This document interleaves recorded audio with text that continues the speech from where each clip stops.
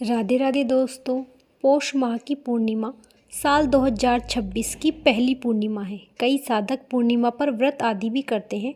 इस दिन जगत के पालनहार भगवान विष्णु, लक्ष्मी, सत्यनारायण भगवान की पूजा भी की जाती है। धार्मिक मान्यताओं के अनुसार अष्टसिद्धियों को जागृत करती है और पृथ्वी पर भ्रमण करते हुए व्यक्ति को धन धान्य प्रदान करती है।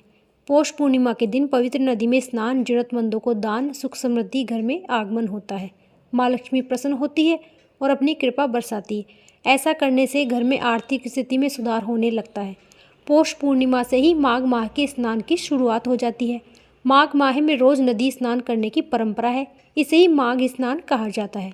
स्कंद पुराण के मुताबिक पौष पूर्णिमा पर नदियों में स्नान करने से भक्तों की सभी समस्याएं दूर होती हैं। जाने अनजाने में पापों से मुक्ति मिलती है। पौष पूर्णिमा की शाम में चंद्र उदय के बाद चंद्र को अर्घ देना चाहिए। चंद्र की रोशनी में कुछ देर बैठना भी चाहिए। चंद्र दर्शन करना चाहिए। ऐसा करने से विचारों में सकारात्मकता बढ़ती है। इस दिन दान पुण्य काफ़ी महत्व होता है।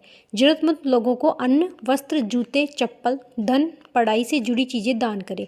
इस दिन दान करने से भक्तों को आम दिनों की अपेक्षा कई गुना अधिक फल मिलता है। पौष पूर्णिमा पर स्नान के बाद सूर्य पूजा भी करनी चाहिए।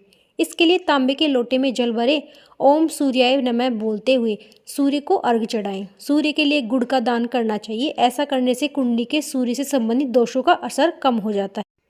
इस दिन भगवान विष्णु, देवी लक्ष्मी का अभिषेक करें। भगवान सत्यनारायण की कथा पढ़नी सुननी चाहिए। ओम नमो भगवते वासुदेवाय मंत्र का जाप करें। इस दिन विष्णु पुराण, शिव पुराण, श्रीमद् भागवत गीता, रामायण जैसे ग्रंथों का पाठ करें या सुने। पौष पूर्णिमा के दिन सूर्योदय से पहले उठकर स्नान आदि कर लें। यदि संभव हो तो किसी पवित्र नदी में स्नान करें। घर पर ही सामान्य जल में गंगा जल मिलाकर भी स्नान कर सकते हैं। इसके बाद सूर्य देव को जल अर्पित करें। ओम घृणी सूर्याय नमः मंत्र का जाप करें। इसके बाद एक चौकी पर साफ सुथरा लाल कपड़ा बिछाकर भगवान विष्णु, माता लक्ष्मी की प्रतिमा स्थापित करें। पूजा में धूप, दीप, नैवेद्य आदि अर्पित करें। शाम के समय पूजा के दौरान अपने समक्ष जल का कलश रखें। विष्णु जी को पंचामृत, केला, पंजरी आदि का भोग अर्पित करें। अब पंडित जी से सत्यनारायण भगवान का कथा करवाएं। आप चाहे तो आप भी सुन सकते हैं। कथा में आसपास के लोगों को भी आमंत्रित कर सकते हैं। पूजा के बाद परिवार और अन्य जनों में प्रसाद बांटें और दान दक्षिणा दें।